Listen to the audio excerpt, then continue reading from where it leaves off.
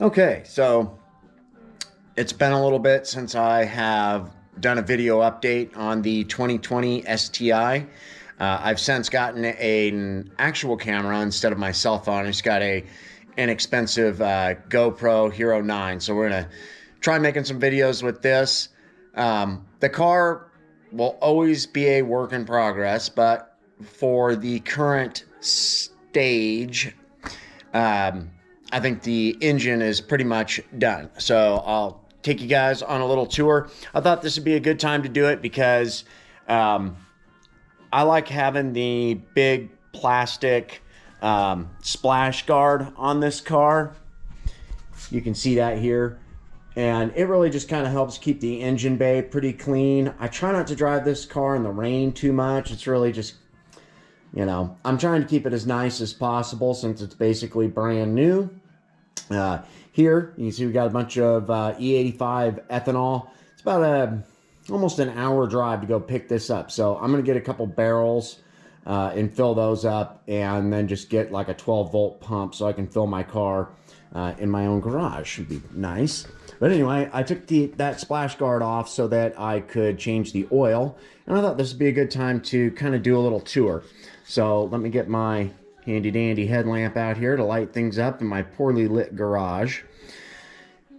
As you can see, a lot of things, I removed a lot of stuff from this engine bay that was here OEM. So I pointed out a lot of the things that were gonna go. We don't have the coolant reservoir anymore that was right here. Don't have that massive secondary air pump that was right here. Ran along the side of the block, kind of blocked the coils and spark plugs on the driver's side.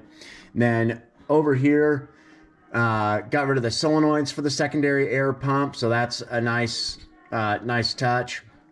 I think it just looks a lot cleaner in here. Obviously, top mount intercooler's gone, all that stuff. This pipe, the cold side pipe for the intercooler, I'm going to change this out eventually.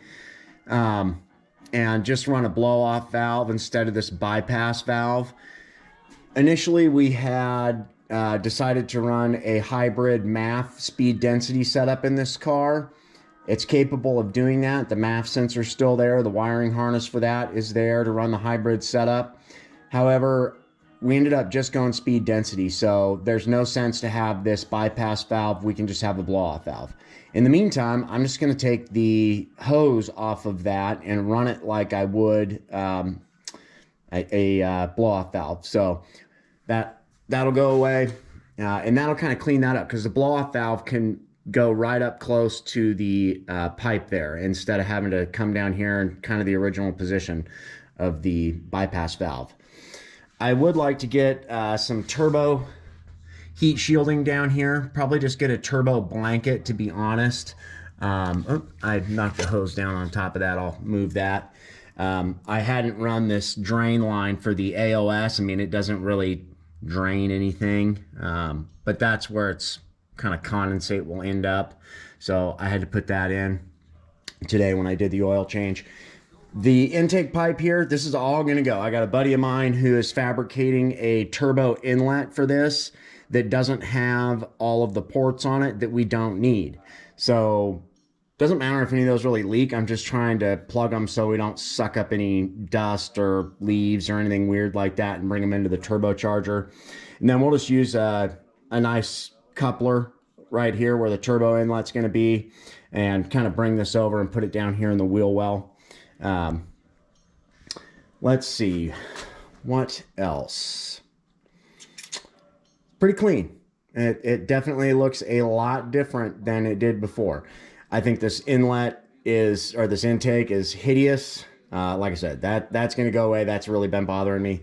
Also, some of the wiring is not as clean as I would like it to be. You can see it just kind of spooled up back here and tucked up out of the way. I want to clean that up so it looks a little bit more professional. I just didn't really have a great idea of where to put everything when I put this together, and I was anxious to get it started and get it tuned. So I'll go back through and clean some of that stuff up. This here is a boost sensor for my boost gauge that's in the dash. That will not be there. There's a port, a vacuum port underneath the throttle body here, but I got to pop the throttle body off to get to it and stuff. So just kind of waiting for some parts to show up, like this turbo inlet, so that I can do it all at one time. Just kind of have to take some stuff apart. You can see down here, ooh yeah, look at that. Beautiful ETS equal length header. We'll go down under the car since I've got that splash guard off and show you a little bit better on that. So here's that ETS equal length V2 header. It's got the slip fitting, so if you ever have to take this off and put it back on, you're not going to have to fight with it to get it on there. Let's see if we can sneak under here a little bit. Bear with me. This car's pretty low, even though I've got it up in the air. Here's our external wastegate. Tile 44 millimeter external wastegate. Here's our dump tube or screamer pipe, and it sounds absolutely incredible. I will put in some footage of doing some pulls with this video. So let me slide back out of here. Apologies for the camera angles. Maybe I'll edit those out if I'm not super lazy today. All right, I think it's time we go ahead and start this up since we just did the oil change. Might be a little bit kind of tick, tick, tick when I start it up, like I said, just because of the oil change.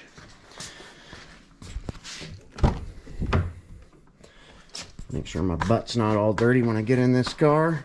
Try and keep it as clean as I can. Okay, here she goes.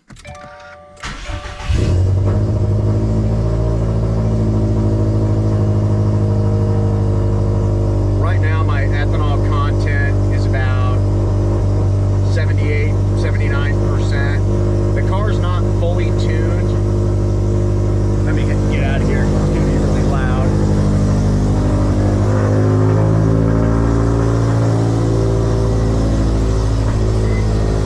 Double check, make sure we don't have any dripping oil under here.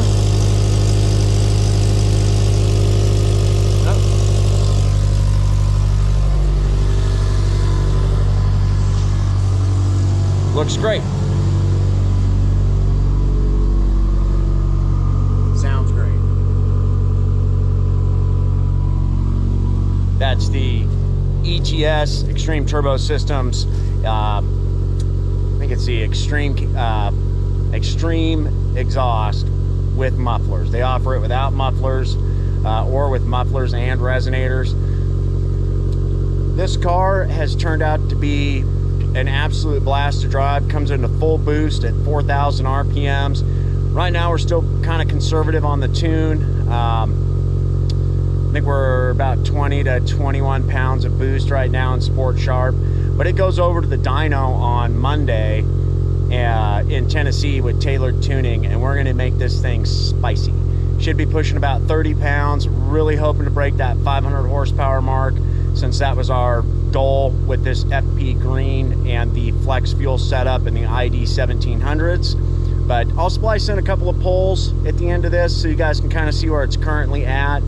And then of course I'll make a video while I'm over at the dyno on Monday, and we'll see if we can put down that 500 horsepower on paper.